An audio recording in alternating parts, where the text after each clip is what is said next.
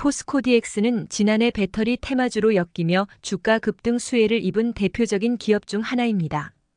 최정우 전 회장의 2차 전지 투자 전략이 포스코DX까지 흘러온 덕을 제대로 봤다는 분석입니다. 포스코DX가 고평가 우려를 딛고 신임 장인화 회장 체제에도 주가 상승을 이어나갈 수 있을지 주목됩니다. 포스코DX는 국내 시스템 통합 업체 중 드물게 지난해 주가 급등을 경험했습니다. 보통 SI 상장사는 IT 본업만으로는 사업적 변화가 적어 주가 변동 폭도 크지 않지만 포스코DX는 예외였습니다. 최근 10여 년 동안 하락세를 그려왔던 포스코DX 주가가 지난해 고공행진을 달렸기 때문입니다. 포스코DX 주가는 지난해 초부터 급등하기 시작하며 하반기 폭발적으로 가격이 올랐습니다. 작년 12월 장중 79,600원까지 오르면서 시가총액 12조 원 규모까지 치솟았습니다. 덩치가 커진 만큼 올해 코스피로 이전 상장한 이후에도 현재 소폭 하락 국면으로 돌아섰지만 3월 말까지 주당 5만 원 가격을 유지해왔습니다. 사실 포스코DX는 지난해 주가가 가장 많이 오른 종목 1위에 오르기도 했습니다.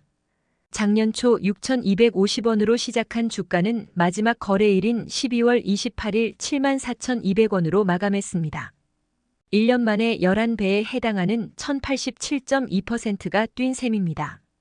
에코프로, 금양 등 주요 2차 전지주가 하락세를 이어갈 때도 홀로 상승세를 달렸습니다. 사실 이전까지 포스코DX는 그리 주목받던 종목이 아니었습니다. 과거 포스데이터 시절인 2006년 액면 분할을 시행한 이후 주당 9,450원으로 재출발한 주가는 느리게 하향 곡선을 그리며 2020년에는 장중 2,900원까지 내려왔습니다. 이후 소폭 회복했지만 지난해가 되기 전까지 5,000원 선에서 거래되고 있었습니다. 포스코DX 주가가 급등한 배경에는 최정우 전 회장의 배터리 사업 공략이 있었습니다.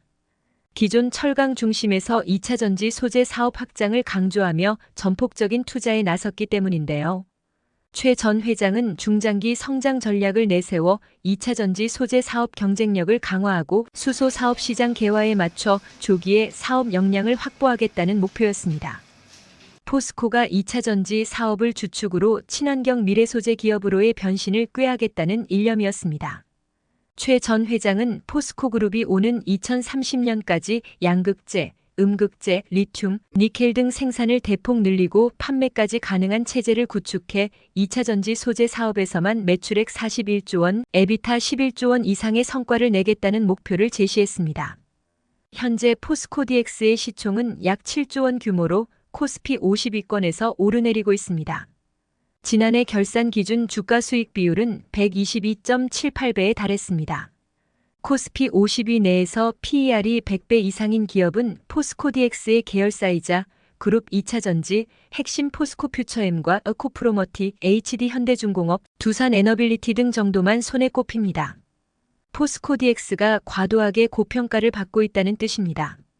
물론 포스코DX가 지난해 내부 거래 규모를 키우면서 순이익을 921억 원 규모까지 끌어올렸지만 이보다 100배 이상인 10조 원 상당의 시총은 과했다는 분석이 나옵니다. 지난해 말 기준 포스코DX의 동종업계 PER이 평균 26.70배라는 점을 감안해도 고밸류인 것은 확실합니다. 실제로 경쟁 SI 상장사와 비교해도 포스코DX의 기업 가치는 독보적입니다. SI 시장에서 1위를 달리는 삼성 SDS만 해도 지난해 결산 기준 PER은 18.97배 수준이었습니다. 현대오토에버의 PER은 42.10배로 상대적으로 높았지만 롯데정보통신은 10.74배, 신세계 INC는 6.84배로 다소 낮았습니다. 특히 포스코DX가 2차 전지 소재 전략을 주도하는 포스코홀딩스보다도 고평가를 받고 있다는 점은 주목할 만합니다.